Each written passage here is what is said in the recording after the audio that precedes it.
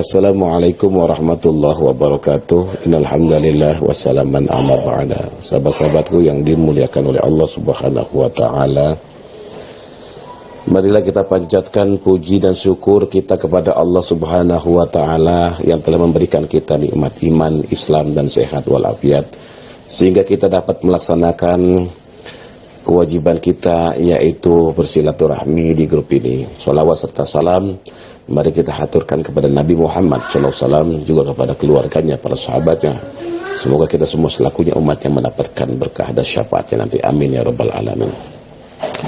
Sahabat-sahabatku yang dimuliakan oleh Allah, sebagai umat Islam, kita harus senantiasa meningkatkan ketakwaan kita kepada Allah. Siapa yang hari ini masih sama kadar keimanannya dan ketakwaannya dengan hari sebelumnya adalah orang yang merugi. Sementara yang beruntung adalah dia yang mampu menjadi lebih baik setiap harinya. Sahabat-sahabatku yang dimuliakan oleh Allah, Allah Subhanahu wa taala menciptakan manusia berbeda-beda, bukan saja dari segi kebangsaan, kesukuannya, tapi juga agamanya. Bahkan dalam satu agama saja ada berbagai mazhab yang bisa menjadi pilihan menjalankan ibadah kepada Allah Subhanahu wa taala.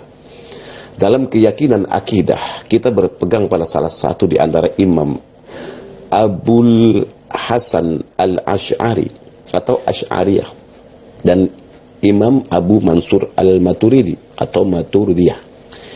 Di bidang tasawuf, kita dapat mengikuti hasil ijtihadnya Imam Abul Qasim Junaidi al-Baghdadi dan Imam Abu Hamid Muhammad al-Ghazali. Sementara dalam bidang fikih, umat Islam dapat memilih di antara mazhab Syafi'i, Maliki, Hanafi ataupun Hambali.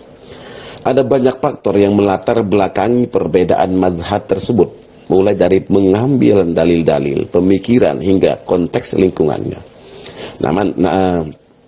Namun satu hal yang pasti, kita harus tetap saling menghormati pilihan mazhab masing-masing. Sahabat-sahabatku yang dimuliakan oleh Allah, Imam Syafi'i menyampaikan bahwa pendapatku benar, tapi sangat potensial keliru. Sementara pendapat orang lain itu keliru, tapi sangat mungkin benar. Ulama pendiri mazhab Syafi'i, mazhab Syafi'i itu tidak mengklaim pandangan sebagai kebenaran absolut, bukan sebagai kebenaran mutlak ataupun paling benar. Beliau membuka ruang kemungkinan ijtihadnya salah. Bahkan beliau pernah mengubah sejumlah pandangan yang saat berhijrah ke Mesir dari Baghdad. Pandangan awal saat masih di Baghdad disebut kaul qadim, sedangkan pendapatnya ketika sudah tinggal di Mesir disebut kaul jadid. Artinya, kita tidak perlu merasa dan mengaku sebagai orang yang paling benar dan yang lain salah. Mereka benar dengan ijtihadnya, kita juga mungkin benar dengan ijtihad ulama yang kita ikuti.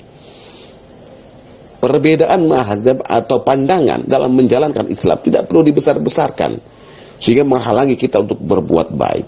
Kita sebagai orang awam hanya perlu mengikuti ulama yang kita yakini kebenarannya. Tidak perlu memaksa orang lain untuk juga mengikuti apa yang kita anggap benar. Sahabat-sahabatku yang dimuliakan oleh Allah, Imam Syafi'i berpandangan bahwa kunut adalah sebuah kesunahan dalam sholat subuh. Namun suatu ketika ia melaksanakan sholat subuh tanpa membaca doa kunut, sebagaimana yang beliau yakini dengan mendasarkan pada dalil yang diperolehnya. Apa sebabnya? Bukan karena beliau lupa hingga kemudian ia disunahkan melaksanakan sujud sahwi sebelum menutupnya dengan salam. Beliau sengaja tidak membaca doa kunut karena menghormati Imam Hanafi yang berkeyakinan tidak disunahkannya kunut dalam sholat subuh. Nah, kisah tersebut mengingatkan kita akan satu maqalah. Al-adabu fawqal ilmi. Adab lebih tinggi ketimbang ilmu. Adab etika atau akhlak kita harus lebih didahulukan daripada pengetahuan yang kita miliki. Sebab ilmu bukanlah tujuan, melainkan hanya sebagai wasilah untuk dapat dipraktikkan dengan penuh kesantunan. Sebab Nabi Muhammad Shallallahu Alaihi Wasallam tidak sekedar untuk meningkatkan pengetahuan umat saat itu, melainkan agar berakhlak mulia. Innama bu'istu liutammima makarimal akhlak. Artinya, sungguh tidaklah aku diutus kecuali untuk menyempurnakan kemuliaan akhlak. Teladan kita adalah Nabi Muhammad SAW. Nabi Muhammad dipilih karena akhlaknya yang sangat sempurna. Disebutkan dalam Al-Quran, Allah Subhanahu wa Ta'ala berfirman, "Wa innaka la'ala khuluqin azim." Artinya, sungguh engkau Muhammad benar-benar di atas akhlak yang agung. Sahabat-sahabatku yang dimuliakan oleh Allah, oleh karena itu, mari kita sikapi perbedaan mazhab yang diyakini masing-masing individu muslim dengan saling menghormati dan saling menghargai satu sama lain. Ini dimaksudkan agar Islam tetap terjaga keindahannya dengan beragam warna mazhab yang semuanya benar atas ijtihad para ulama masing-masing dan akhlak kita.